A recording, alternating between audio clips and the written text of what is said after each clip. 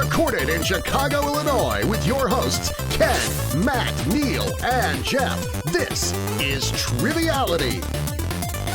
The cream of the crop! Hello and welcome to Triviality, the game where a lack of seriousness meets a little bit of knowledge. My name is Neal, and it's a full house today, but full house as in I'm in this room and we have everyone else over Skype, as is per usual during everything that's going on. So we do hope everyone is staying safe and doing all right. But let's introduce Matt first. How are you doing, Matt? I am doing fantastic. I think what we're going to do is ship you one of the Mayor Lori Lightfoot cardboard standouts that they have here in Chicago, and you can put it in front of the store. Yeah, I'll put a popular coffee chain apron on her, just so everyone knows she's working for the right team. There you go. If you guys aren't familiar, just look up Chicago Mayor Lori Lightfoot coronavirus meme. It's pretty fun. They're all amazing. So good. They're great, especially in this neighborhood. There's a million of them in people's windows. That was Jeff's voice you heard. How are you doing, Jeff? You got it, dude. I'm doing pretty well. Yes, I'm. Yes, the Full House reference for Matt. I'm not enjoying quarantine as much as I thought I would, but otherwise I'm pretty good. Nice. Yeah, it is a really subpar remake of Wreck, the foreign film, but it's okay. Ken, how are you doing? Well, it's been probably about a month and 10 days for me in social isolation. I just got some more good news. They canceled WrestleMania, but I found out they brought it back in the apartment above mine because whatever they're doing up there is creating some serious noise. So I have that to enjoy as well. Well, that's good. It sounds like Drew McIntyre must be up there with Brock Lesnar shirtless going at it, right, Matt? Yeah, or in 9 months you'll have a different sound that's going to annoy you every night. The baby's crying. Yeah, right. Thank you guys for joining us. I'm doing all right. Mostly my days are either Jim Carrey at the beginning of Truman Show or Jim Carrey at the end of Truman Show. It just depends how the day goes. So that's where I'm at right now. Who are you talking to, Neal? There's nobody there. Ovaltine. But we have a very, very special guest here today. She's going to be hosting our game. She's an Intercontinental Champion on Patreon. She is from Philadelphia, and that is Tamara O'Brien. How's it going, Tamara? I'm doing well. Thank you. Yes, thank you for joining us.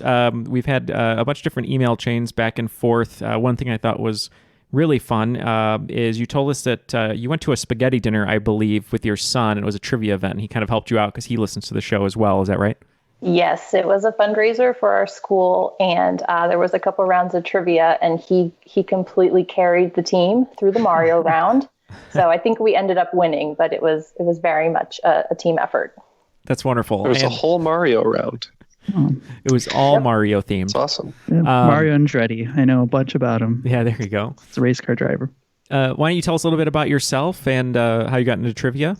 Sure. So originally from Virginia, but have been living in Philly for the past decade plus.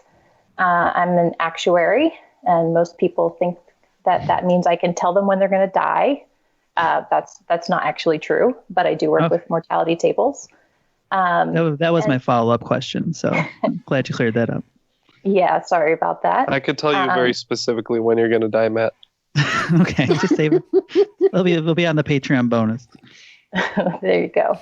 I just feel like I've been a lifelong trivia fan. I was that little kid who was watching Jeopardy when they were 10 years old and, trying to pull my parents into the game. I'd pull a notebook out and say, I'm going to keep score for us. And yeah, just have always loved trivia and was happy to find you guys. Well, we appreciate your support.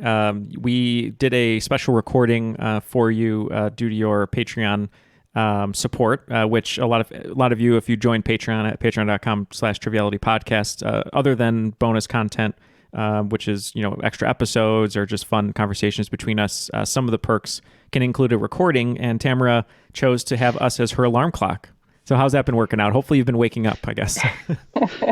Yeah, it's amazing. I wanted something completely funny and ridiculous to wake up to. So I would start the day with a smile on my face. And I think I was pretty vague in the instructions, and you guys just knocked it out of the park. It's hilarious, and I appreciate it.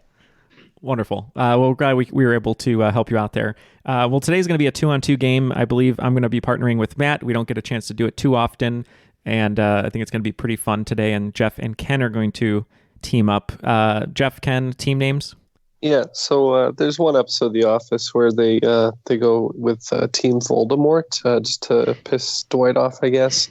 But I'm more of a Lord of the Rings guy. So I'm reading the Silmarillion right now in my off time. So how about we be Team Morgoth? Is that to piss Neil off?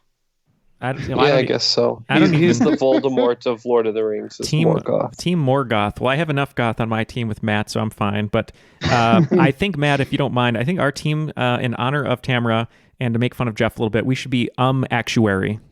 Oh, I like it. Yeah, that's great. Okay. That's really good. Thank you. Well, let's throw it to the rules guy, and let's see him do his best Philadelphia accent. The rules of the game are simple. 20 questions split into 2 rounds worth 10 points apiece. At halftime, there'll be a special swing round designed by this week's host. After regulation, players will enter the final round with the points that they've accumulated and will have a chance to wager 0 to 30 points on 5 categorized questions. At the end of the game, someone will be named the cream of the crop. The cream will rise to the top, oh yeah. I don't know what a Philadelphia accent sounds like, to be honest. I don't either. I think that's whatever the rules guy just said. That was it. Yeah. There you go. Kind of sounded like Kate Blanchett doing the lead into Lord of the Rings, actually. It's very specific. All right. Well, Tamara, feel free to take it away, and we're ready to play. And that rhymed. We did have I believe we had a wager on this game, though. Matt, you're right. You came up with it, Matt. So what is our wager today?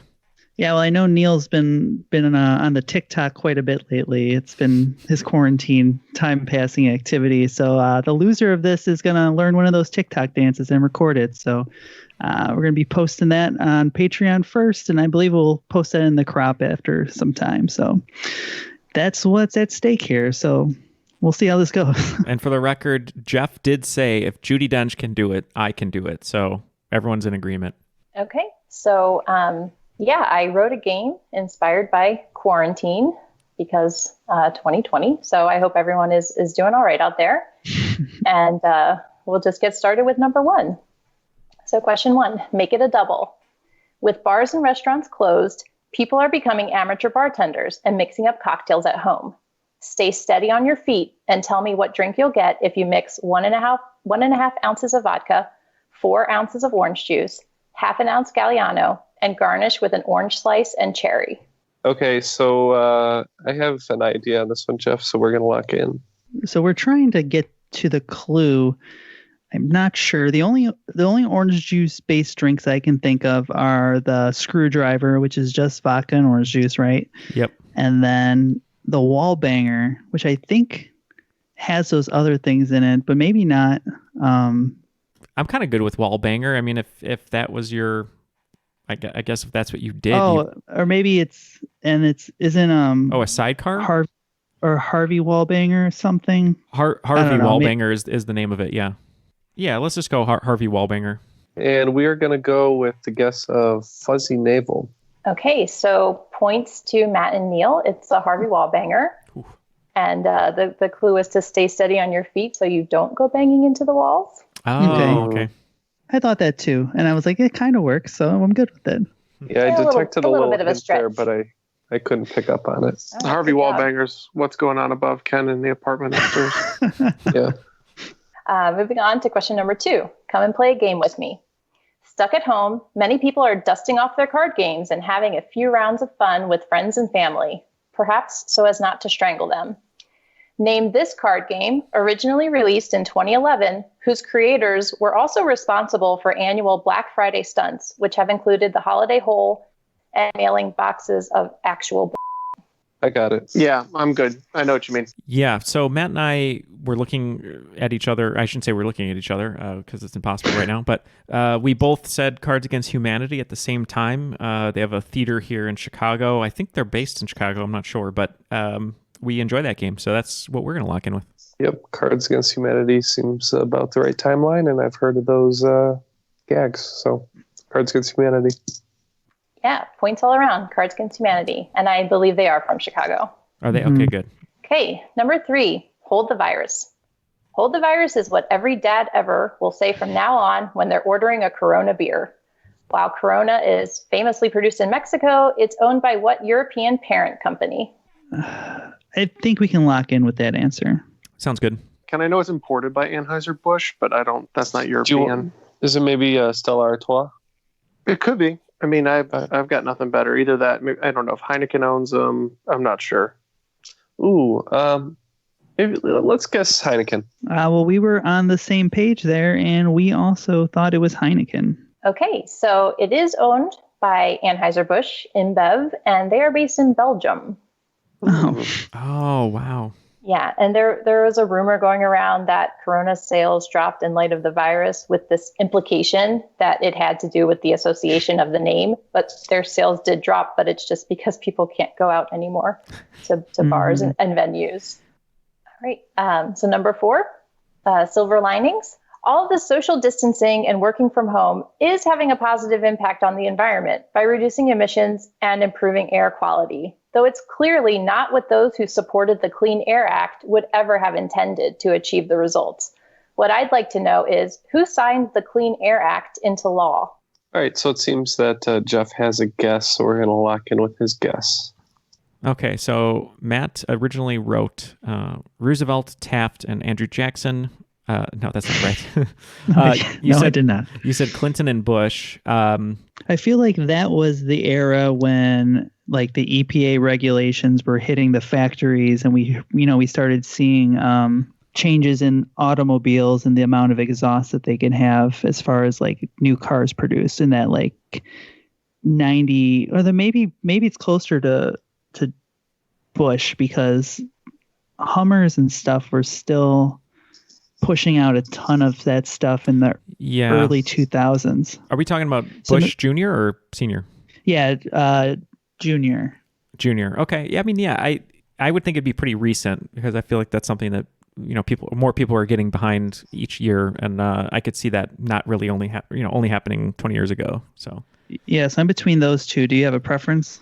No, I'll lean towards your gut. I mean, it's been right so far. So do you want to just go for Bush Jr.? Yeah. Okay. Bush Jr. Okay, so I think Richard Nixon started the EPA, so we guessed Nixon. Okay, so no points on this one. There were amendments in the 70s and the 90s, but the original Clean Air Act was passed by LBJ in 1963. So I was very surprised when I looked this up, how early it was. I was only off by 40 years, so close. Wow. Okay, question 5, Lonely Island. And this is a listener-submitted question from my Uncle Kevin. Part of me thinks it might be easier to maintain social distancing if I were on my own island. While I won't be able to make this happen, you can answer this question about islands. Name 2 of the largest 3 islands on Earth, not including continental land masses. So you have 3 guesses, but you only have to name 2 of the largest islands. Okay. So then are you guys locked in, or are you still thinking about it? No, we're good. Okay. So pretty sure Greenland's one of them, right? And then what are some of the others? So probably the Philippines, maybe Thailand. Well, I know I wrote a question about Thailand's largest island, which is Phuket, but I don't know if that one is larger than any other type of islands. Maybe New Zealand. I think New Zealand and Greenland is a good guess for 2 out of the 3, and I guess we get a third one. Yeah. So we can throw in. Maybe just say Cuba, just for the heck of it. Yeah, fine. We'll throw in Cuba as our third. Yeah, I'm pretty sure that I know the top like 5-ish. I know Greenland is the largest. I think 2 is New Guinea, and then 3 is Borneo, if I'm not mistaken, because it's all in that like Indonesia, Papua New Guinea area. Okay. Yeah, spot on for Morgoth. Greenland, New Guinea, and Borneo. Even had them in order. Oh, boy. After 5 questions, it is 20-20. Okay, number 6, binge-worthy. Quarantine might be the perfect time to snuggle up on the couch and devour some binge-worthy content. According to Nielsen, the top-rated acquired show on Netflix for the week of March 2nd, 2020, is The Office. This show is appropriately ranked second as it stars castmates from SCTV. Name this show. We can lock in over here at Actuary. All right, so what is SCTV? It was a TV show that ran in, I don't know, like the early 80s. It was like a comedy show, like a Canadian comedy show. I Like see. the only person I know was on it was, I know Rick Moranis was on it for a little bit. Oh, I'm not familiar with the show. So what we're looking for is older Canadians, huh? Probably, yeah. Oh, what about Schitt's Creek? Oh, I like that. Yeah, because Yeah. Eugene Levy, Levy and Catherine O'Hara, that would be Catherine about right. Yeah. Okay. Schitt's Creek. Yep. SCTV was Second City TV, based off of Toronto's Second City troupe, which had Catherine O'Hara and Eugene Levy from Schitt's Creek. And now that Nice. we started talking about it, all the puzzle pieces dropped into place, and I did actually hear a interview with Catherine O'Hara where she was talking about this. That was a great pull. Yes, it is Schitt's Creek. So points Is it? all around. I feel like it was a show my dad watched when I was a kid, like reruns. Yeah, that seems likely, knowing your dad. I love Schitt's Creek. We just finished the finale, the series finale, which was very good. So great show. Okay, number 7, food delivery. Another part of the new normal is food delivery services, which are helping immunocompromised or other at-risk individuals stay at home while still checking off their grocery lists or enjoying their favorite takeout. Meals on Wheels can be considered one of the OG delivery services. The first Meals on Wheels deliveries were made in the UK in the early 1940s, 40 to 41, in fact, during what World War II event? Oh, I've got an idea, Ken. Well, you said in the UK, right? So 1940, 1941-ish. So it's not a specific date. So it's not like D-Day or something like that. So if she's saying World War II event, maybe is it like a specific battle, like the Like Operation Normandy or... No, what's the one with Churchill when they were bombing London? Oh man, there's a specific name. It's when they had it was the Blitzkrieg by the Germans. Yeah. Yeah, I don't know. it's the one where they bombed London, and in Doctor Who they had the gas masks on, and it was that whole episode. I can't remember the name of it. So with the mustard gas, is that kind of like what they did for that episode? I don't. You just want to say the first bombing of London, maybe that's specific enough. Sure. Okay. Yep, we're pretty sure this is the Battle of London, or the Blitz, as they commonly referred to it. Yeah, points all around. I would have accepted the Blitz or just the bombing of London.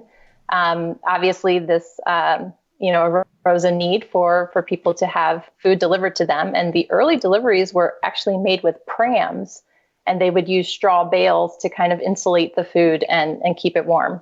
So great job, both teams. Wow. All right. Okay, next, number 8, a diminutive question. If you've been consuming a lot of news content, you've likely heard that corona comes from the Latin word for crown, and it lends its name to the coronavirus for the crown-like spikes on its structure. What word, which is also the name of the best-selling car of all time worldwide, comes from the Latin for little crown? I think I've got it, Ken. Well, at first I was thinking Mini, but I don't think that's it. I think the best-selling car of all time is the Volkswagen Bug, but Well, so if Corona is Latin for crown, right, and we're looking for little crown, maybe it's Accord. oh, They have similar. yeah, If similar letters. the Honda Accord. Yeah. Does that sound right? It's better than I can think of. I'm just trying to. I guess the Honda Accord might be the highest selling. Camry, Toyota Camry. No. I don't think so. Okay. I mean, yeah. You want to go Honda Accord? Yeah, we're gonna lock in with that. Yeah, we think it is a Japanese car, and we think it is a Toyota. We're guessing the Corolla. Oh man. All right, points to Jeff and Ken. It was the Corolla. It was introduced in 1966. About 50 million of them have been sold, and it beats out the Volkswagen Beetle and the Model T as the other top-ranked selling cars. How do we get to Camry and not go to Corolla? I know. We should stop. So We're like, close. we're done. Okay, number 9. Since we no longer have face-to-face interactions with family and friends, Emojis can be a good way to communicate expressions and gestures. According to Emojipedia, of the newly released emojis in 2020, this one is the most popular on social media. I could see someone using this to say, "Ma che vuoi?" And apologies to all of your Italian listeners. I did my best with that. Good look at my emojis right now. And I'm like trying to. I don't think I have the newer ones. I don't either. I don't even know what they added, to be honest. There is an emoji that has like a face mask. I've seen that. And there's also the one that people use for hand washing and for other things you would do in quarantine with the water drip, the 3 drips.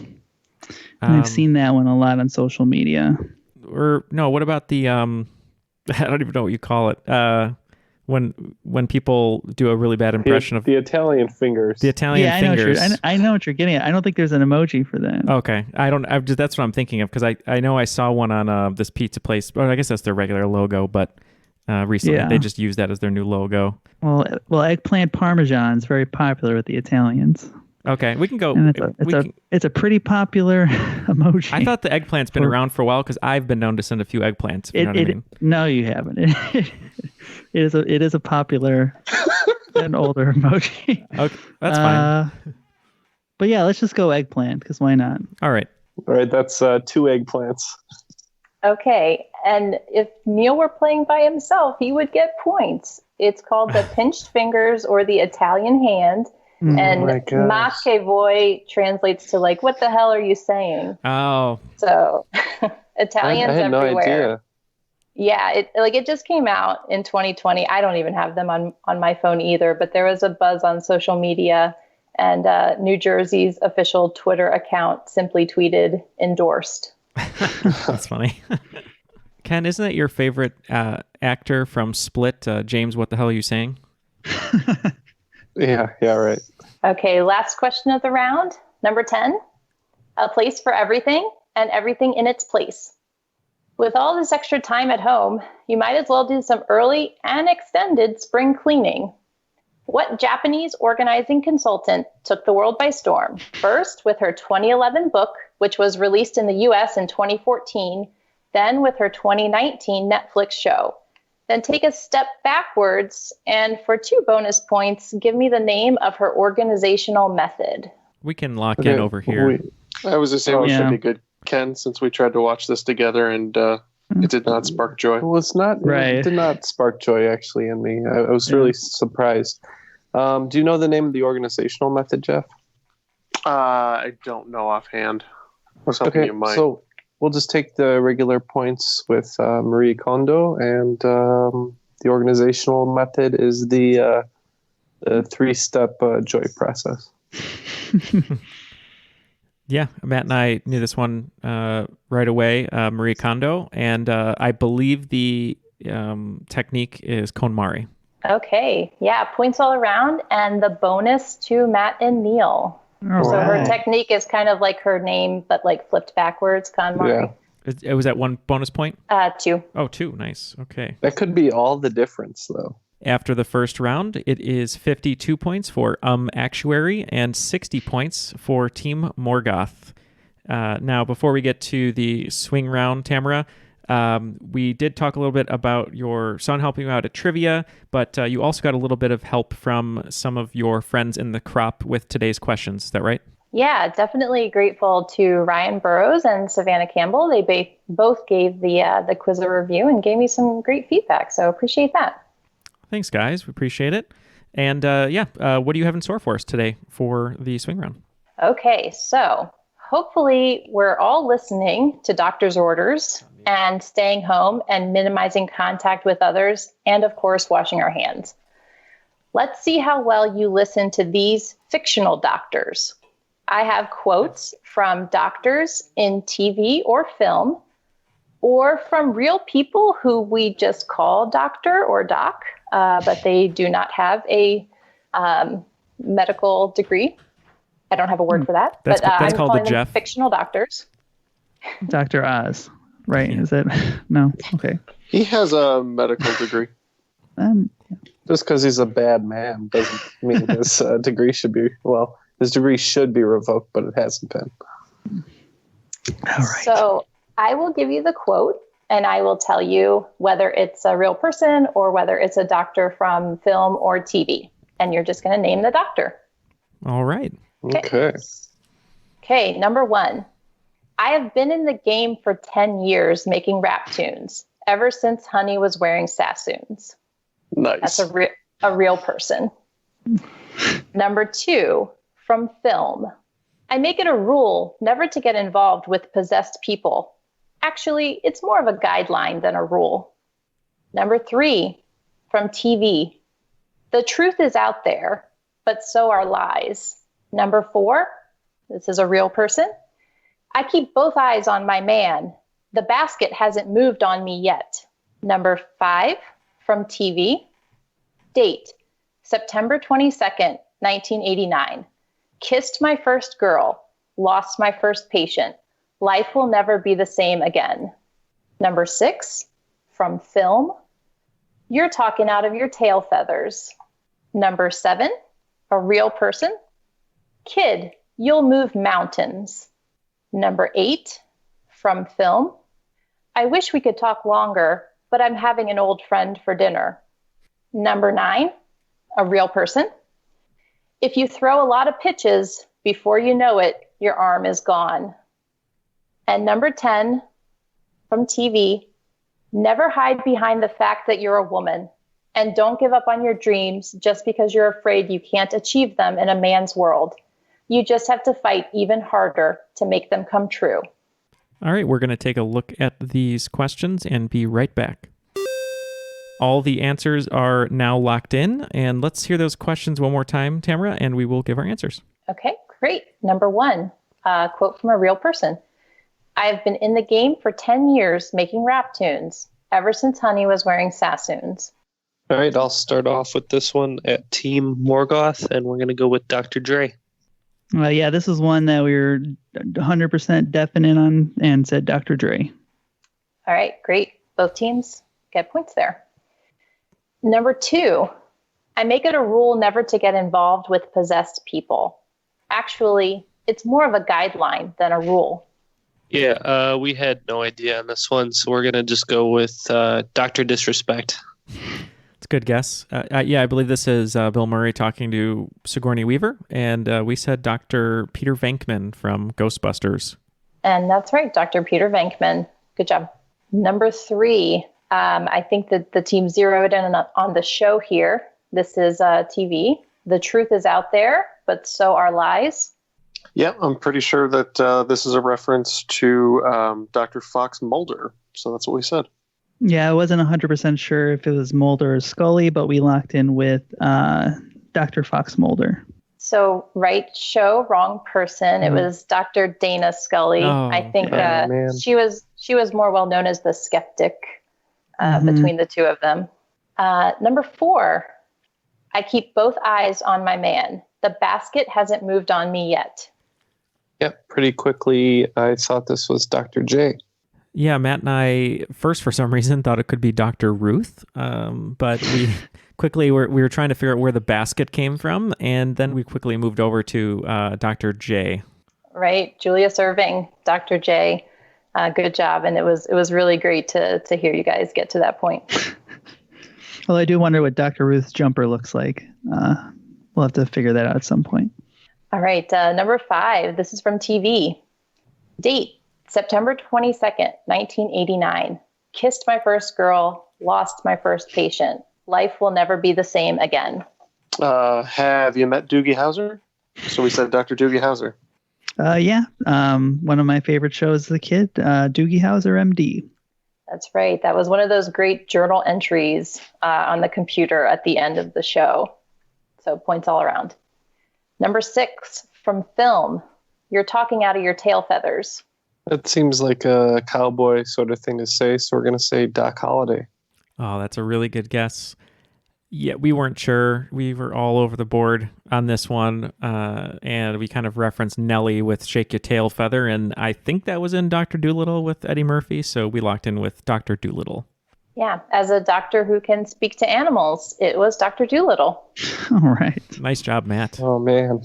Okay, number 7. A little bit of a harder one here. Tried to throw you a curveball. This is a real person, and the quote is, "Kid, you'll move mountains." Yep, we think that's from All the Places You'll Go. We said Dr. Seuss. Yeah, but we weren't sure. It sounded kind of like some Dr. Seuss writing, so we said Dr. Seuss. All right, and I couldn't fool anyone here. It is from Oh, the Places You'll Go. But I chose something that didn't rhyme, and you got it anyway, so great job. Number 8 from film. "I wish we could talk longer, but I'm having an old friend for dinner." That one would be Hannibal Lecter. We went with the Oscar-winning performance of Dr. Hannibal Lecter. And that's right, Silence of the Lambs. Okay, number 9, a real person. "If you throw a lot of pitches, before you know it, your arm is gone." Just figured we'd throw in a second Neil Patrick Harris reference and say Dr. Horrible because we have no idea. Yeah, I was trying to think of any famous baseball doctors, and I couldn't come to anything except Roy Halladay. It was called Doc Halladay at one point, but we went with Tommy John based off the surgery. All right, so no points on this one. This is Dwight Doc Gooden. Oh, yeah. And he there's was the a doc. pitcher. Yep. All right, last one in the swing round, number 10. "Never hide behind the fact that you're a woman, and don't give up on your dreams just because you're afraid you can't achieve them in a man's world. You just have to fight even harder to make them come true." We're going to go with Meredith Grey from Grey's Anatomy. Yeah, we were on the same track. Didn't know her first name, so we just locked in with Dr. Gray. Though if it's Dr. Quinn, Medicine Woman, I'm going to be furious. So turns out it's a actress from a 90s TV show who shares her name with one of Henry VIII's wives, Jane Seymour. No. So it is Dr. Quinn, Medicine Woman. Told you. As you were reading it, I was like, I wonder if it's Dr. Quinn Medicine Woman. I had never even thought of it until That was a game time decision for me because we wrote both Meredith Grey and Dr. Quinn Medicine Woman, and I just heard the quote one last time, and I was like, that's got to be one of those Grey's Anatomy voiceovers. Damn. After the swing round, the game is very, very close. Team Actuary has picked up a very, very slight lead with 87 points, and just right behind them are Team Morgoth with 85. So good swing round there for us, and let's see how we can do in the second round. So feel free to take it away, Tamara. All right. Question 1, masterclass. This woman could teach a masterclass in social distancing. Before the term existed, this poet of Amherst was practicing daily. She went through periods spanning decades where she rarely left her house. On the plus side, this gave her the time to write beautiful poetry for the world to enjoy. Oh boy. I believe we are locked in here. So poetry, not leaving her house. Was Virginia Woolf, did she leave her house? That's the one Nicole Kidman played, and she won for the hours, right? Well, if she didn't, then no one would be afraid of her. That's true. She won for the Oscars. She won for the Oscars. Yeah. Did she leave her house? So the only ones I'm thinking of are Virginia Woolf. I wasn't watching. I don't know. Well, she did leave her house. Unfortunately, it was a very depressing ending, but we won't go into it. Okay. Virginia Woolf, Emily Dickinson. Those are the two that are on the top of my head. I don't know if Emily Dickinson did not leave her house. Yeah, like if she had like a meetup she would go to. Right, like some sort of I don't know. Algonquin round table. Right. I like intramural volleyball. If you have no meat in the game, or what is it? What's the skin in the game? Skin of the game. I got no skin on that bone. Yeah, skin on that bone. For some reason I'm thinking Virginia Woolf. She was sort of a recluse for a little bit, so I kind of feel like it might be her. Like a lone wolf. Yeah, we can lock in. Virginia Woolf locked in. We locked in pretty quickly with Emily Dickinson. All right. Points to Morgoth. Emily Dickinson was kind of a famous recluse, and was just reading some of her work as I was looking this up. Hope is the Thing with Feathers, and Because I Could Not Stop for Death are both very beautiful and worth a read. Sorry, Matt. Okay, number 2, Take It Easy. Many are turning to music to keep spirits high during quarantine, including this Eagles classic written by Jackson Browne and Glenn Frey. Though the incident inspiring the song actually took place in Flagstaff, this town wisely capitalized on the popular lyric by erecting a statue of a guitar-toting young man on the corner of North Kinsley Avenue and Route 66. Do you know the song? Yeah, so, and I feel bad for saying this. I know there's a lot of Eagles fans out there, but I'm not a huge fan of the Eagles. But I do know the song. My dad played Eagles' greatest hits a lot when I was growing up. The number one selling album of all time, right? I believe so, yeah. Their compilation album or whatever. All right, we are locked in. There's a lyric that mentions a city, but I don't remember it. All right. Well, Matt and I had been tossing around. I mean, I should say I tossed around Phoenix because Tamara said... Well, you asked what the capital was. Well, I asked what the capital was, yeah. She said they capitalized, so I thought maybe that was a hint. Because she said the original, it took place in Flagstaff, or they talked about Flagstaff, or at least that's where the streets crossed over. And I was just wondering, she didn't say Arizona, so I'm wondering if it means the capital of Arizona. Yeah, that could be it. Or Tucson, another big city. We can go with Phoenix. Okay. All right, take it away, Jeff. Yeah, well, I think I'm going to take it easy because I think he's on the corner in Winslow, Arizona, with 7 women on his mind. So, all right, yes, it's Winslow, Arizona. That was a unintentional use of the word capitalized. Oh, okay.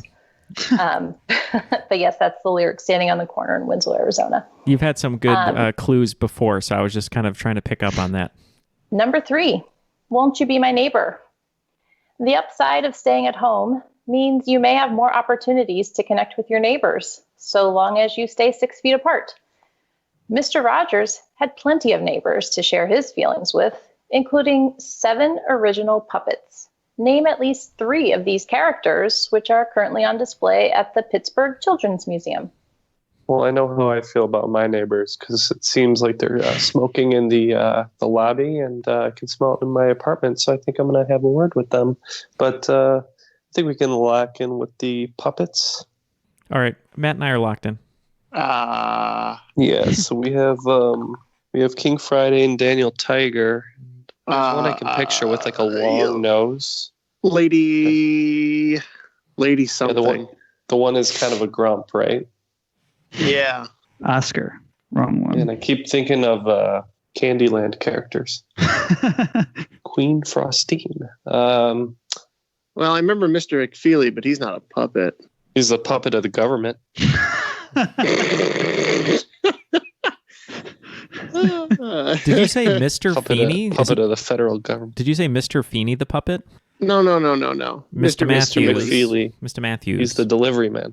Oh, Yeah. Oh, right. He's currently on strike working for Amazon, I think. It's a delivery driver. All right. Well, I don't think we're going to come up with any more. So, all right. So we're going to lock in with King Friday, Prince Tuesday, and Daniel Tiger. I think there's definitely a Daniel Tiger King mashup somewhere. Yeah. Matt and I think we got 4 together. Yeah. So he said Daniel Tiger, King Friday the 13th, Queen Sarah, and then what's the last one? Grand Pierre, I believe it's pronounced. Grand Pierre, yeah. That's the other one I had. But our official answer is Daniel Tiger, Queen Sarah, and King Friday the 13th. All right. Good job. So that's points to Actuary. All right. So the list of 7 that I have here of the original puppets, I think there might have been a son later, but according to Mr. Rogers' neighborhood website, it's King Friday the 13th, Queen Sarah Saturday, Henrietta Pussycat, X the Owl, Lady Elaine Fairchild, Daniel Tiger, and Grand Père.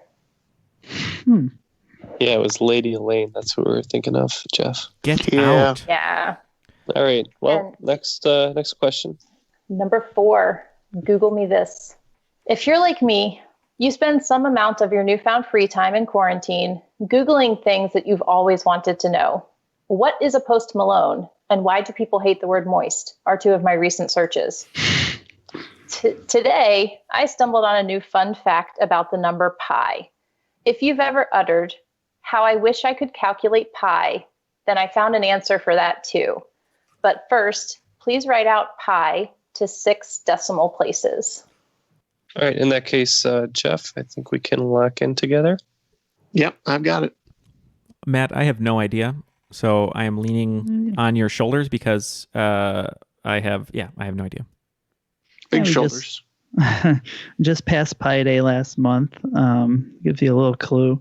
I used to know it all the way up to 10, but I'm slacking now. But I believe it's 3.141592 is the first 6.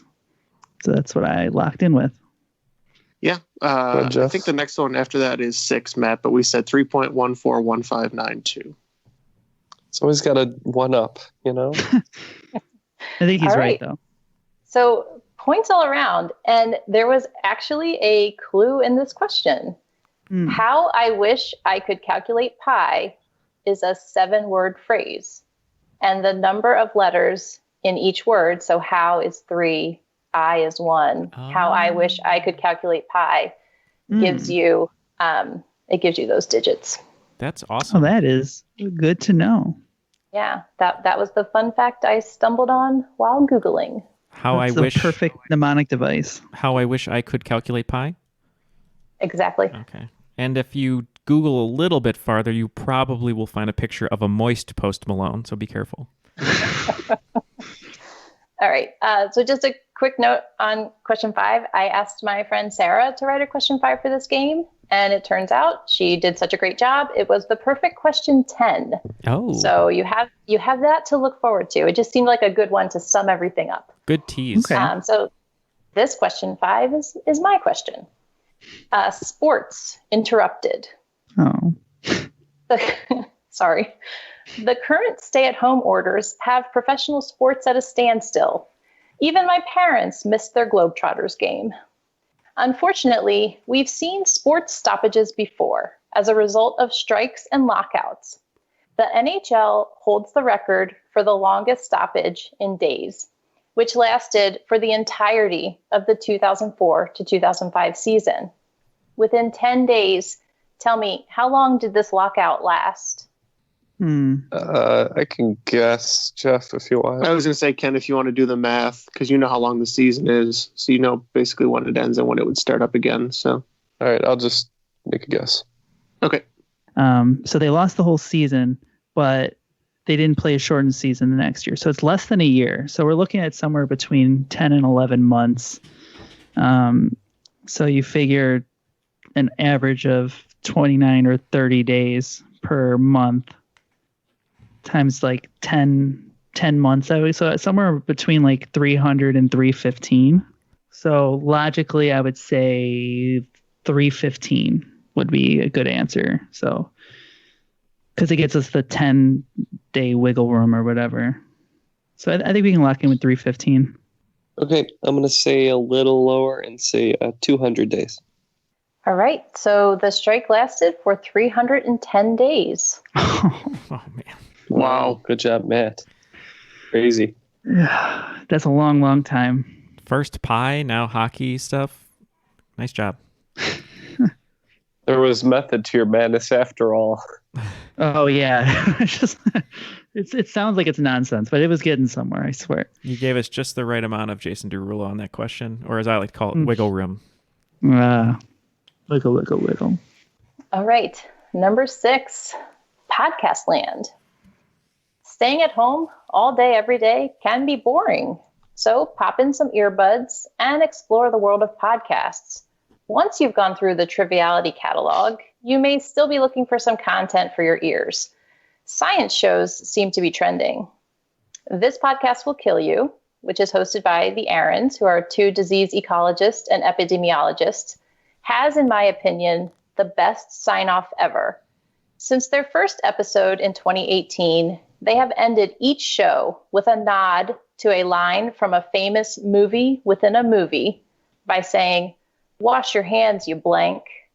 I think we could probably lock in, Matt. I think Ken definitely has this one. I think so too. Is this a Home Alone thing? Jeff?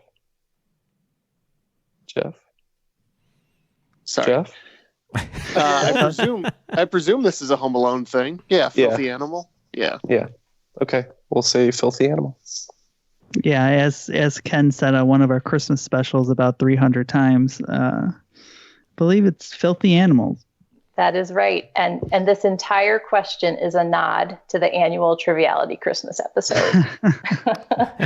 I loved how many times he dropped filthy animal in the first one, and the other ones, I think you guys squeezed him in there at the very end. Well, it's a Christmas tradition. Number 7, let's get crafty. There's no time like quarantine to pick up a new skill or hobby. Why not, KNOT, take up this crafting craze from the 1970s? You can make a groovy geometric wall hanging or spruce up your space with a hanging plant. Name this crafting craze. Oh, man. I can see the hanging plant. I understand that reference. I didn't know it had a name. Mm-hmm. Okay, I think we're just going to go ahead and guess on this one, so feel free to make your own guess. Yeah, basket weaving? What? Oh. I don't think that's to do with knots. No, I think she's talking about some people have plants and then there's like an intricate set of knots from the ceiling that come down and they sort of hang sometimes in threes or in the apartment or whatever. I've seen it before in person. I just didn't know it had a name. And it's most certainly not like Don Knotts or I did not murder him or anything like that. Yeah, I have no idea. So I didn't even know they had a name to it. We'll call it Knots Landing. Sounds good. We're locked in. We're going to go ahead and guess crochet like I do every time it involves yarn. Okay, so this one, no points here. It's called macrame. So Neil, you described it perfectly. That's what it is. Yeah. And it's just made with a thick twine and you just tie knots and you can make all these different patterns. So are all the hemplesses that I wore in high school, are those macrame technically? Possibly. I don't know. My knowledge doesn't really extend much further than the content of that question. Either way, there's a good deal of shame. So let's move on to the next question. All right. Number 8. I feel fine. This question takes us on just a little bit of a journey. So I will say just hang in there. For some strange reason, REM's song, It's the End of the World as We Know It, keeps getting stuck in my head. But don't worry, I feel fine. According to Wikipedia, this song originated from a previously unreleased song called PSA, as in Public Service Announcement. PSA was then reworked and released as a single in 2003 under a new name. It happens to share its name with the decade's biggest one-hit wonder, also used as a swan song for American Idol. And I gotta say, it's a step up from The End of the World. Name this song.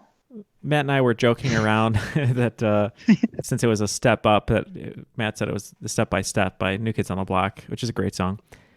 It's not. So your original guess you said was Had a Bad Day. Right. Who's that by? It's Daniel something, right? Yeah. I just remember I don't know if it was the last song? I used to watch American Idol when it first came out, and I remember watching it in the dorms with all of my friends, the performing arts floor. We'd sit down and one of them would sneak in a bottle of Southern Comfort and make fun of the singers. But it does sound like something they would play if somebody got like voted off. Because now it's ironically made fun of, Bad Day, because people use it for, satirical things. But I believe when it came out, though, it was like a sincere song. Like when people left, it was You Had a Bad Day. It wasn't like a joke. So yeah, and it is 2000s. It would be a big one-hit wonder. And I think it makes sense as a reworking of End of the World, because at the end of the world would probably be a bad day. So right, and she said it's a step up, so it's not as bad as the end of the world. It's just a bad day. Oh, that makes sense then. So all the clues fit. So we are going to lock in with You Had a Bad Day. It's a lot of good reasoning. I don't know that song REM wise, so we just picked an REM song. It said Man on the Moon. All right. So the answer is Bad Day. So Actuary hit on all the clues. There we go. I just remember watching Bo Bice and that season, and people would get kicked off, and it would be, "You had a bad day." And I was like, "Ugh, again, there it is again." Yeah. What a nightmare. Yeah. I think I remember it mostly now for the NFL ads that they play when your team gets knocked out of the playoffs, and they show the fans crying in the shower. In the shower? Pretty. Yeah, it's pretty. It's X-rated. yeah, I remember that. Yeah. Number 9. It's the end of the world as we know it, part 2. 2020 has some folks in a post-apocalyptic kind of mood, reaching for entertainment that proves, hey, it could be worse. On most of these much-watch lists for this particular genre is the Mad Max franchise. George Miller's original 1979 film was so low budget that they ran out of money in post-production. He had to work in this place in order to generate enough money to finish the film.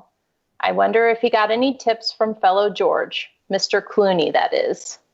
All right, Jeff, I think I'm picking up on some of the parts of this question here. So let's lock in. He's a smart guy, George Miller. Yeah. So I said maybe he worked at a hospital. Maybe he did maybe he was just moving, but one of the body movers or whatever.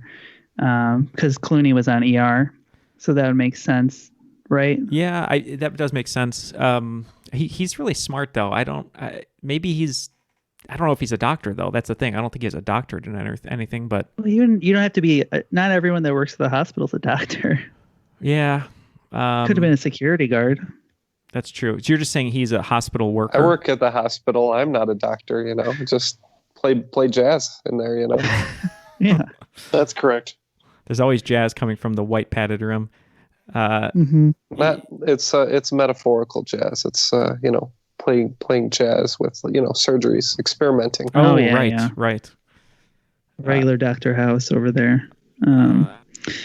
I think it was something temporary just to make enough money to finish the movie. That's the point of it. So he worked somewhere, made enough money, then finished his movie. So a temp job at the hospital makes sense. Yep, we're also saying hospital. All right. Great job picking up on the clue. He actually worked in an emergency room, but hospital will get you the points. Oh, he was a trained physician. I found that very interesting. So he had to go back to finish the movie. Wow. I knew he was smart, but that's cool. That's awesome. All right. Last question of regulation, and this is the one from my friend and trivia buddy, Sarah. So thank you to her for this excellent question. Category is Seeing the Light. In the classic novel, The Count of Monte Cristo, the protagonist spends a lot of time in isolation, be it in prison or his deliberate social distance once he re-enters society. At the end of the novel, he reveals that all human wisdom can be summarized in these 2 words. 2 words that 176 years later can offer us some guidance and optimism in our current state of quarantine. What are these 2 words? We're locked in. Of course. Big time. Of course, it's a Count of I Monte knew Cristo. I could count on you for this. Oh, man. It happens. Yeah, I mean, I'm not going to get there. Ken loves this book and this story. I'm trying to think of a literary 2-word term. I mean, is it carpe diem? Happens is so good, dude. That's so funny. Yeah. I mean, I was just going to keep saying things that aren't it. So I mean, I like it happens. I think it's a great answer, but I don't think he wrote that in the book. I don't think Alexandre Dumas. How do you say it, Ken? Mm-hmm. Alexander Dumas. Thank you. Let's just go carpe diem. The 2 words are hope and wait. All right. Points to Morgoth. And I thought that was a wonderful ending to the regulation quiz on quarantine. Hope and a good ending to the Count of Monte Cristo. Yeah. I'll take your word for it. After regulation, the game is still very tight. We've hardly budged with 6 correct for both of our teams in the second round.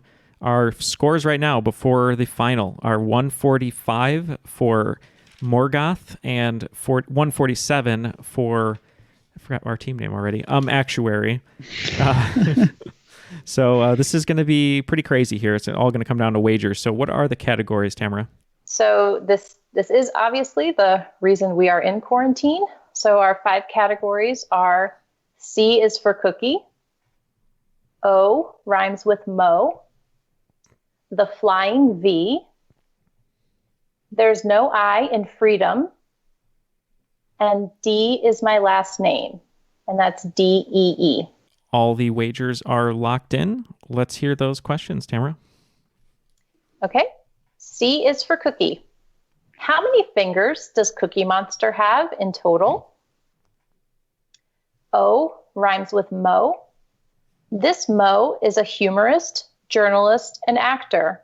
Among other roles, he's hosted the Henry Ford's Innovation Nation, My Grandmother's Ravioli, and the National Geographic Bee. The Flying V. In the 1992 Disney movie, The Mighty Ducks, Coach Bombay takes the kids to a real NHL game. Within 5 years, both of the teams in that bout had changed locations and or names. Name the two teams that the Mighty Ducks watched play as they were named in 1992. There's no I in Freedom. There's no I in Freedom. Freedom is not meedom, it's weedom. Is a line from a Selena Meyer speech in the HBO series Veep. Julia Louis-Dreyfus can often be seen standing on a box when giving such speeches. The actor actually got this move from a real-life 4'11" senator from California. Name this senator. And D is My Last Name. Don't Go Breaking My Heart was a duet that hit #1 for Elton John and this UK singer. All right, we're going to take a look at these questions, and we will be right back with the answers. All the answers are now locked in, so let's hear those questions one more time, and we'll see how we did. C is for Cookie. How many fingers does Cookie Monster have in total? Me and Jeff wagered 20 on each question. We thought he had less than the usual amount of fingers, so we went with 3 on each hand for 6 total. Yeah, we wagered 15, and I thought it might have been between 3 and 4, and we settled on 4 in each hand and said 8. Okay, so the trick here is that most of the monsters do have 4 fingers on each hand, but Cookie Monster has 5, making the answer 10. Gosh. I don't know for certain, but my guess is that it's because the puppeteer needs to be able to pick up a cookie and feed it in his mouth. And by feed, I mean just have it crumble all over the place. Yeah, for sure. That does make a lot of sense. All right. Okay. O rhymes with Mo. This Mo is a humorist, journalist, and actor.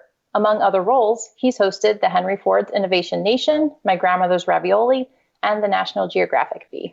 For another 20 points, it sounded like Jeff knew this one, so I'll leave it to him. Yeah, I believe this is Mo Rocca. I think that's right. Yep, Matt clued in on this one. I knew who it was when he said it. I didn't even think about him, but yeah, we said Mo Rocca. Perhaps he's better known as a correspondent on The Daily Show and a contributor to CBS Sunday Morning. That's Mo Rocca. Hey, the Flying V. Name the two teams that the Mighty Ducks watched play as they were named in 1992. All right. We named a couple defunct teams, and we had to go with the North Deeks and the Whalers. Ooh.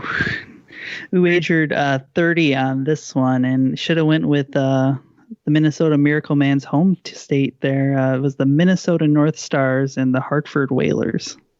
Points to Actuary. The Minnesota North Stars moved to Dallas in 93, and the Hartford Whalers moved to Carolina in 1997 to become the Hurricanes. I forgot that.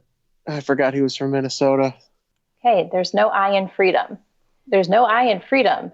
Freedom is not meedom, it's weedom, is a line from a Selena Meyer speech in the HBO series Veep. Julia Louis-Dreyfus can often be seen standing on a box when giving such speeches. And the actor actually got this move from a real-life 4'11" senator from California. Name this senator. All right, so for 20 points here, I thought maybe you were being clever throwing box in there. We guessed it was Barbara Boxer, who was a former California senator. Oh, that makes a lot of sense with the clue there. Yeah, I wasn't sure. I think Dianne Feinstein's from California. That could be completely wrong. I love Veep, but I just don't know the reference. And for 15 points. That's what we went with, Dianne Feinstein. So Dianne Feinstein and Barbara Boxer were colleagues for many years. They were both senators from California. The answer is Barbara Boxer. And she actually calls it the Boxer Box. That's funny. All right, Jeff, let's see if we can close here. Last one. D is my last name.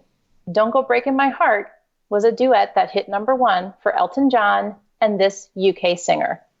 Yeah, this is one of my favorite Elton John songs. So I know this was Kiki D for 20. Oof. These scores are going to be very, very close. We wagered 15 on this one, and Neal also knew that this was Kiki D. Yeah, it's a great song and also one of my favorites, Kiki D. All right, after tabulating the scores, it looks like Team Morgoth is going to pick up 20 in that final round, and Team Actuary is going to pick up 30. So the final score is going to be 165 for Team Morgoth and 177 for today's cream of the crop, Actuary. Yeah, no, I'm living in a nightmare, and I am the cream. No. What a close I take it 30 all back. I definitely can't do what Judi Dench can do. Morgoth is the defeated flying again. V, your Yeah. confidence in Mighty Ducks It's got you that win. It's never the sports thing that I think it is when I wager, and this time it actually was. So it actually worked out. So, thank you, Gordon Bombay. Charlie Conway.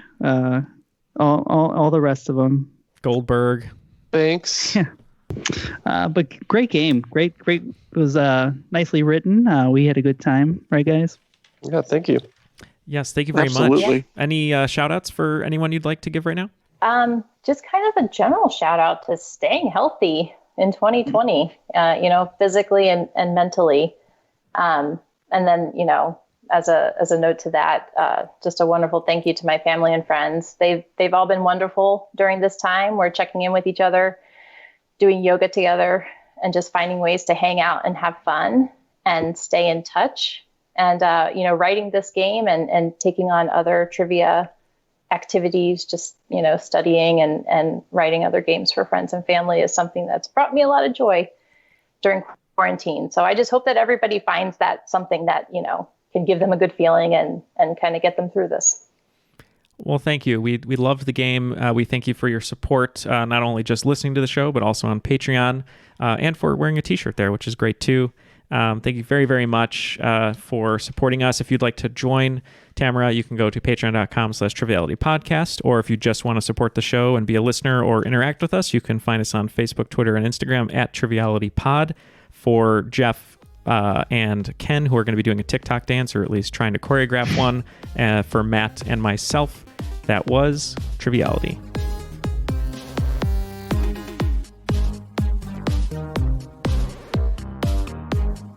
There's a restaurant here that I know Matt was a huge fan of, called Chef Shangri-La, and they've been delivering and doing carryout of one of their drinks called the Dr. Fong, which is a very alcoholic, fruity drink. So I've been seeing people carrying out these large gallon-sized alcoholic drinks.